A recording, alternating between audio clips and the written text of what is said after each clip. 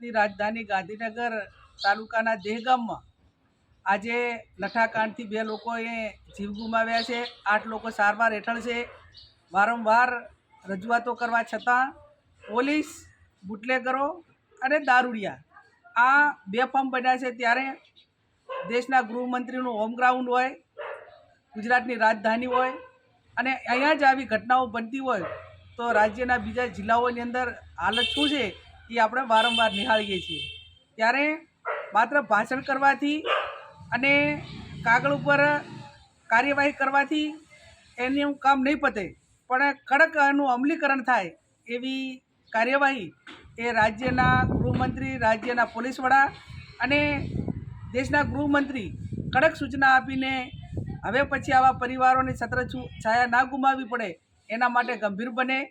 એક બાજુ ભારતીય જનતા પાર્ટીની વિચારધારાવાળા RSSવાળા દેશની અંદર હિન્દુઓની વસ્તી વધારવા માટેના ભાષણ થતા હોય અને એક બાજુ હિન્દુઓને આ રીતે દારૂ પાવીને એને બરબાદ કરીને પરિવારો બરબાદ થાય અને નિર્દોષ લોકોનો જીવ જાય।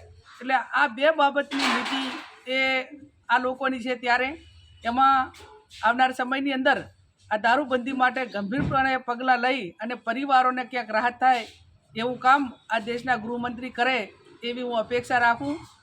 જે મરનાર પરિવારોને એના જે મોભીઓ ગુમાવ્યા છે એમના આત્માને શાંતિ મળે અને પરિવારોને સહાનુભૂતિ અમારી એમની સાથે છે।